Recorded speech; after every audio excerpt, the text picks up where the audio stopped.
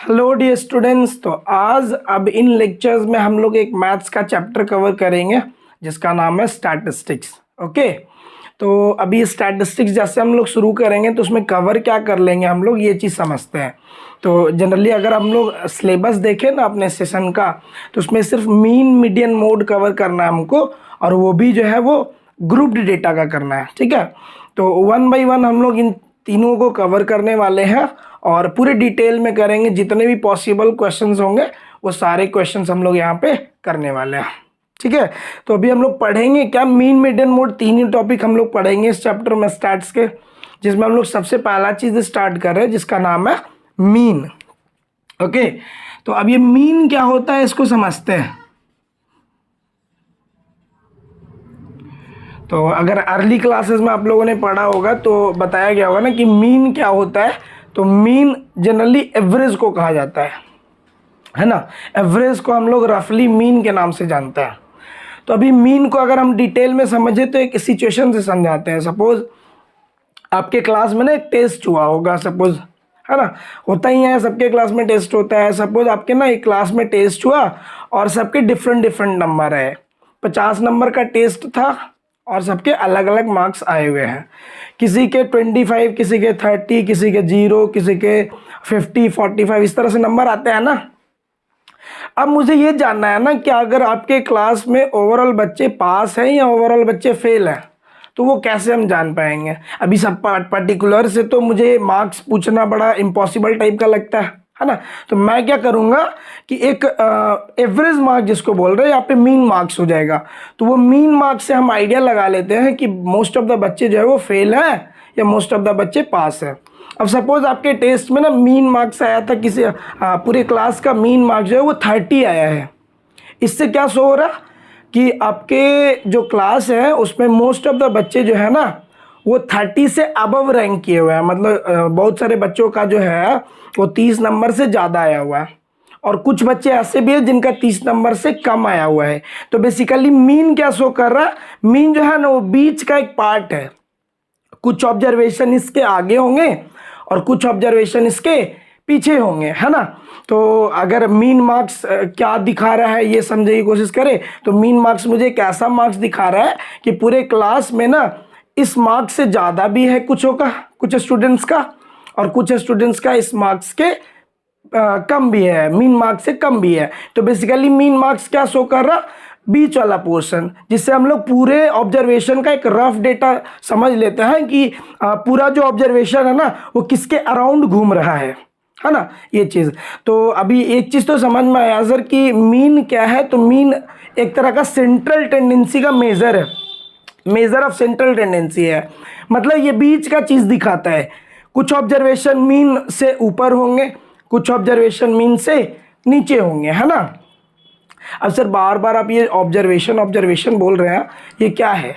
तो दो चीज़ समझना हमको अभी, एक होता है ऑब्जर्वेशन और एक होता है फ्रीक्वेंसी, है ना। एक होता है ऑब्जर्वेशन, एक होता है फ्रीक्वेंसी।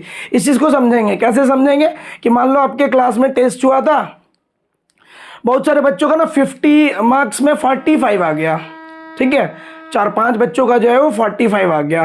तो 45 मार्क्स का आना जो है वो एक ऑब्जर्वेशन है।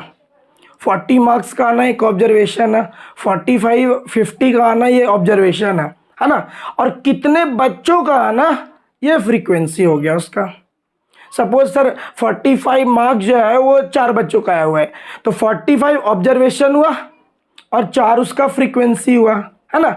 ऑब्जर्वेशन का मतलब क्या, कितना, है ना, और फ्रीक्वेंसी का मतलब नंबर ऑफ। ऐसे समझ सकते हैं कि सर 45 आया तो 45 ऑब्जर्वेशन है और 4 बच्चों का है तो 4 फ्रीक्वेंसी है। समझ रहे हो।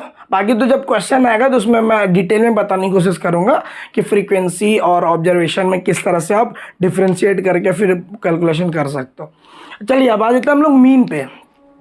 तो बेसिकली मीन क्या होता है सर, तो मीन एक मेजर है सेंट्रल टेंडेंसी का, बीच का एक पोर्शन होता है पूरे ऑब्जर्वेशन में, जहाँ से एक आइडिया मिलता है कि कुछ ऑब्जर्वेशन जो है इसके बाद है और कुछ ऑब्जर्वेशन इसके पहले है। सर निकलता कैसे है मीन। तो मीन जैसे कि आप लोग जानते हो कि मीन एक तरह का एवरेज है। तो एवरेज कैसे, मीन को जानते हो, मीन को x बार से डिनोट किया जाता है। मीन को अगर डिनोट करना रहे ना, ये मीन है अपना, मीन को अगर निकालना रहेगा तो ये एक्स बार से डिनोट किया जाता है, ठीक है। और वो होगा क्या सर, तो मीन का फार्मूला क्या होगा, जो एवरेज का फार्मूला होगा। एवरेज का फार्मूला क्या होता है, वो होता है sum of observation, sum of observations upon number of observations. यही होता है ना, बचपन में तो यही पढ़ा था एवरेज का फार्मूला, कि sum of observation upon number of observation. तो मीन का मतलब ये हुआ। सर अब इसको ना थोड़ा सा मॉडर्न तरीके से पढ़ेंगे। ये तो अभी लोग पढ़ के आए बचपन में कि average is equals to sum of observation upon number of observation. अब इसको थोड़ा सा एडवांस तरीके से पढ़ते हैं। अब अगर सर मान ले ऑब्जर्वेशन हम एज्यूम कर ले, ठीक है, ऑब्जर्वेशन अगर हम एज्यूम कर ले, कहेंगे let us assume observations as, OBS stands for observations as x1 x2 x3 कहाँ तक, xn तक। हम ऑब्जर्वेशन कहाँ तक मान लिए, x1 x2 x3 xn तक। Whose frequencies are, whose frequencies are f1 f2 f3 कहाँ तक, fn तक। यहाँ ये समझो कि सर ऑब्जर्वेशन x1 का फ्रीक्वेंसी कितना है, तो f1 है। ऑब्जर्वेशन x2 का फ्रीक्वेंसी कितना है, तो f2 है ना। मतलब ऐसे कि सर x1 कितने बार आया हुआ है, तो f1 बार आया हुआ है। x2 कितने बार आया हुआ है, तो f2 बार आया हुआ है। x3 कितने बार आया हुआ है, तो f3 बार आया हुआ है। लाइक इस तरीके से, ठीक है। तो अगर हमसे कोई बोले कि सर इसका ना मीन निकालो, तो मीन का ना एक डायरेक्ट फार्मूला है हमारे पास में, कि जो मीन होता है वो क्या होता है, सम ऑफ ऑब्जर्वेशन करना है हमको। तो अभी सम ऑफ ऑब्जर्वेशन क्या होगा, अभी तुम समझ रहे होगे ना कि सर सम ऑफ ऑब्जर्वेशन जो है वो x1 को x2 को x3 को इस तरह से आप ऐड कर दो, है ना। तो ये चीज गलत है, ये जो है वो गलत है। कैसे गलत है वो समझना जरा। सर अभी मैं बोलूँ कि ऑब्जर्वेशन क्या है, तो x1 है ना, लेकिन ये नहीं ना काउंट हुआ कि x1 कितने बार है, x1 f1 बार है ना। x1 जो फ्रीक्वेंसी है वो कितने बार आया हुआ है, तो x1 x1 x1 x1 कितने बार आया हुआ है, तो f1 बार आया हुआ है। अब तुमसे कोई बोले कि सर उसको ऐड करो, तो जैसे हम ऐड करने बोलते हैं कि 2 2 2 2 2 को ऐड करो जरा, तो तुम क्या करते हो, बार बार ऐड करते हो। कैसे करते हो, तो कि सर 2 इंटू कितने बार, 1 2 3 4 5 5 बार, ऐसे करते हो ना। तो ये हुआ तुम्हारा ऑब्जर्वेशन, ये हुआ ऑब्जर्वेशन। और ये क्या हो गया 5, ये हो गया फ्रीक्वेंसी, कितने बार आया हुआ है। तो कुछ नहीं करना मुझे क्या करना है, ऑब्जर्वेशन और उसके फ्रीक्वेंसी का मल्टीप्लीकेशन को सम कर देना, ठीक है। तो अब हम इसको इरेज कर लेते हैं यहाँ से। मान लो क्या हो जाएगा फार्मूला, तुम ही लोग बताओ जरा, कि सर ऑब्जर्वेशन x1 हुआ, उसका फ्रीक्वेंसी कितना था, तो f1 था, प्लस ऑब्जर्वेशन x2 है, उसका फ्रीक्वेंसी कितना, तो f2 है, प्लस ऑब्जर्वेशन x3 है, उसका फ्रीक्वेंसी कितना है, f3 है। इस तरह से कहाँ तक चले जाएंगे हम लोग, इस तरह से हम लोग चले जाएंगे कि ऑब्जर्वेशन xn है और फ्रीक्वेंसी fn, ठीक है। अच्छा इसको डिवाइड किससे करना है वो समझो जरा, इससे करना है, इसको डिवाइड करना नंबर ऑफ ऑब्जर्वेशन। तो ऑब्वियस है सर कि number of observation f1 f2 f3 का समेशन हो जाएगा, है ना। f1 plus f2 plus f3, ये कहाँ तक चले जाएंगे हम लोग, ये चले जाएंगे fn तक। इसको हटा दे रहे हैं जरा। तो ये अभी ना फॉर्मूला निकल के आ रहा है हम लोग का कि mean is equals to observation into frequency, observation into frequency का सम अपॉन फ्रीक्वेंसीज का सम। अब इसको ना थोड़ा सा कंडेंस करेंगे हम लोग। कंडेंस कैसे करेंगे वो समझना जरा।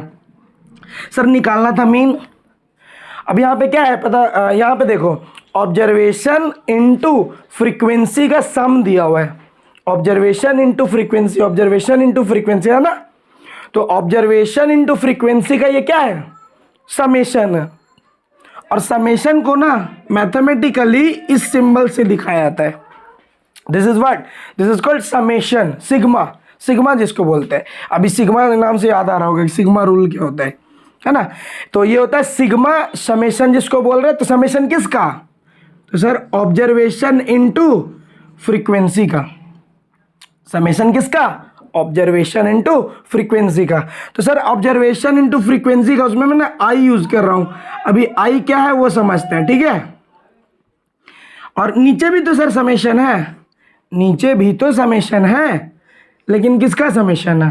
तो सिर्फ फ्रीक्वेंसी का समेशन है। तो यहाँ पे सिर्फ फ्रीक्वेंसी कर दिया मैं, ठीक है।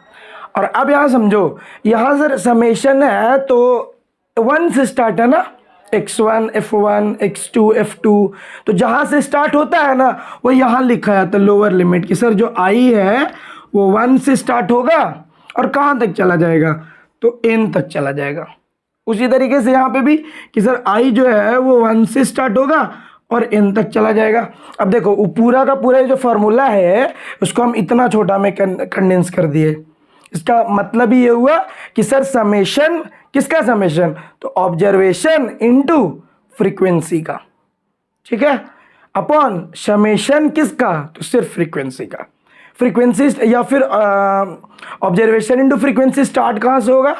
तो सर 1 से लेकर के n तक होगा। फ्रीक्वेंसी में भी कहाँ होगा? तो 1 से लेकर के n तक होगा। तो ये आपका मीन का फार्मूला निकल के आ गया। मीन निकालने का ये फार्मूला निकल के आ गया, ठीक है। फर्दर अपने सिलेबस में हमको पढ़ना है क्या कि जब मीन हम लोग कैलकुलेट करेंगे ना तो 3 तरीके से करेंगे। मीन को कैलकुलेट करने का 3 तरीका। Methods to calculate mean, methods to calculate mean. Mean को हम लोग 3 तरीके से कैलकुलेट करेंगे। पहला जो मेथड होगा वो अगर आप लोग बुक भी देख रहे हो तो उसमें लिखा होता है कि ये पहला मेथड डायरेक्ट मेथड कहलाता है, डायरेक्ट मेथड। सेकंड जो हम लोग पढ़ेंगे मीन निकालने का वो होगा assumed mean method, assumed mean method. और तीसरा जो है वो है step deviation method, step deviation method, ठीक है। तो सर आप लोग अभी सोच रहे होंगे कि हम लोग का क्वेश्चंस कैसे बनेगा। तो क्वेश्चन कुछ ऐसे बनेगा ना कि जब अगला लेक्चर आप लोग देखोगे तो उसमें मैं एक क्वेश्चन करा रहा हूँगा, ठीक है। उस क्वेश्चन को डिटेल में देखना कि कैसे किया, है ना। और उससे रिलेटेड मिलता जुलता एक क्वेश्चन या 2 क्वेश्चन मैं आपको दूंगा बनाने के लिए, है ना। अगर वो बन जाता है तो आप सीख रहे हो, नहीं बन जाता तो वापस से वीडियो को देखो और उसके बाद सॉल्व करने का कोशिश करो, है ना। तो इस तरीके के लेक्चर्स में हम लोग कवर करने वाले हैं पूरे सिलेबस को स्टैट्स के। और फिर उसके बाद देखा जाएगा कि कौन कौन से चैप्टर हम लोग इस तरीके से कवर कर सकते हैं, ठीक है। तो इसको देखो, नहीं समझ में आ रहा एक बार और देखो। और सिर्फ ना आज के लेक्चर में बस इतना तुमको आना चाहिए क्या कि मीन का जो फार्मूला है वो है समेशन, सम। किसका सम? तो ऑब्जर्वेशन इनटू फ्रीक्वेंसी का सम डिवाइडेड बाय सिर्फ फ्रीक्वेंसी का सम। तो ये चीज़ है। एक बार आप अगर नहीं समझ में आ रहा तो एक बार फिर से देखो और फिर इसके बाद हम लोग अगले लेक्चर में क्वेश्चन के साथ मिलते हैं। तो थैंक यू एवरीवन।